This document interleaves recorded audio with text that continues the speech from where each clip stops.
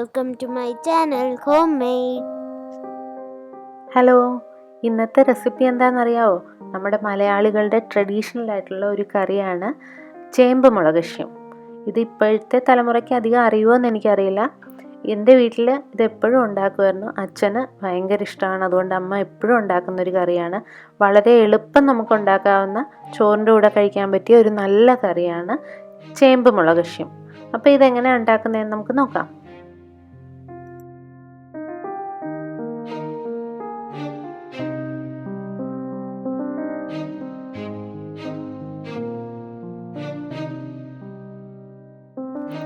ഞാനപ്പോൾ ഈ കറി ഉണ്ടാക്കാനായിട്ട് ഒരു മൺചട്ടി ചൂടാക്കാൻ വെച്ചിട്ടുണ്ട്. ഇതിനകത്തേക്ക് 500 ഗ്രാമോളം ചെറുചേമ്പാണ് എടുക്കേണ്ടത്. ചെറുചേമ്പ് കഴുകി വൃത്തിയാക്കി തീരെ ചെറിയ കഷ്ണങ്ങളാക്കരുത്, ഒരല്പം വലിയ കഷ്ണങ്ങളാക്കി മുറിച്ച് എടുത്തിട്ടുണ്ട്.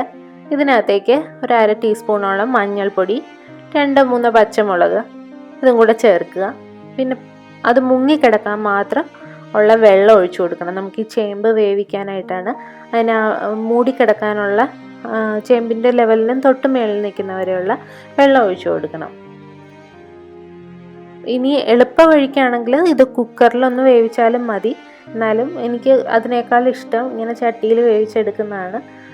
അതുകൊണ്ട് ഞാൻ കുക്കറിലൊന്നും വേവിക്കുന്നില്ല. ഇതാവുമ്പോൾ ഇത്തിരി കൂടെ ടൈം എടുക്കും, അതാണ് വ്യത്യാസമുള്ളത്.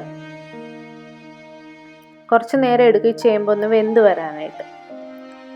മൂടി വെച്ച് നമുക്ക് കുറച്ച് നേരം ഇതിനെ വേവിച്ചെടുക്കാം. ഒരു 8-10 മിനിറ്റിനുള്ളിൽ ചേമ്പ് പകുതി കൂടുതൽ വെന്തിട്ടുണ്ടാവും. മുഴുവൻ വേകുന്നതിന് മുന്നേ നമുക്ക് ഇതിനകത്തേക്ക് പൊടികൾ ചേർത്ത് കൊടുക്കാം.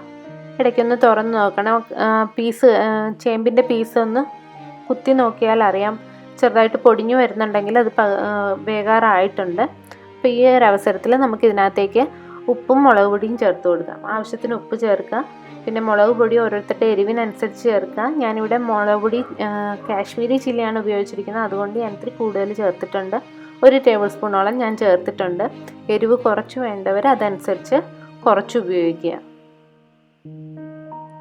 പിന്നെ ഇതിനകത്ത് ചേർക്കേണ്ടത് ഒരു 1/2 നെല്ലിക്ക വലിപ്പത്തിൽ, ഒരു നെല്ലിക്കയുടെ അത്ര എടുക്കണ്ട, 1/2 നെല്ലിക്ക വലിപ്പത്തിൽ വാളംപുളി വെള്ളത്തിലിട്ട് പിഴിഞ്ഞ് ആ വെള്ളം എടുക്കണം. പിഴിഞ്ഞ് അരിച്ചെടുക്കണം ആ വെള്ളം. ഒത്തിരി പുളി വേണ്ട, കുറച്ച് മതി. ചെറിയൊരു പുളിയാണ് ഇതിനാവശ്യം. ആ വെള്ളം കൂടെ ചേർത്ത് നന്നായിട്ടൊന്ന് മിക്സ് ചെയ്ത് കൊടുക്കുക. ഇനി ഇത് ബാക്കി കുറച്ച് നേരം കൂടെ അങ്ങനെ ഇച്ചിരി ഫ്ലെയിം കൂട്ടി വയ്ക്കുക. ഹൈ ഫ്ലെയിമിൽ വെച്ചിട്ട് ഒന്നുകൂടെ തിളപ്പിച്ചെടുക്കുക. അപ്പം നമ്മുടെ ചേമ്പ് നന്നായിട്ട് വെന്ത് കിട്ടും. അതുവരെ ഇതൊന്നുകൂടെ തിളപ്പിച്ചെടുക്കുക.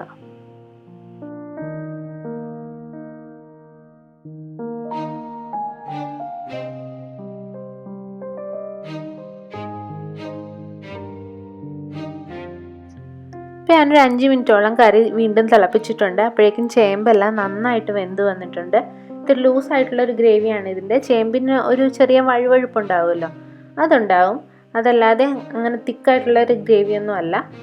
നമ്മളധികം മല്ലിപ്പൊടിയോ അങ്ങനെ കൂടുതൽ പൊടികളൊന്നും ചേർത്തിട്ടില്ല. വളരെ കുറച്ച് ഇൻഗ്രീഡിയൻസ് വെച്ച് എളുപ്പം ഉണ്ടാക്കാവുന്ന കറിയാണ്. ഇപ്പോൾ നമ്മുടെ കറി റെഡി ആയിട്ടുണ്ട്. അവസാനം നമുക്ക് കുറച്ച് പച്ച വെളിച്ചെണ്ണയും വേപ്പിലയും ഇട്ട് ഫ്ലെയിം ഓഫ് ചെയ്യാം. നമ്മുടെ ടേസ്റ്റി ആയിട്ടുള്ള ചേമ്പ് മുളകശ്യം റെഡി. വളരെ സിമ്പിളായിട്ടുള്ള നാടൻ രുചിയുള്ള ചേമ്പ് മുളകശ്യം എല്ലാവർക്കും ഇഷ്ടപ്പെട്ടെങ്കിൽ എല്ലാവരും ട്രൈ ചെയ്ത് നോക്കുക. Thank you.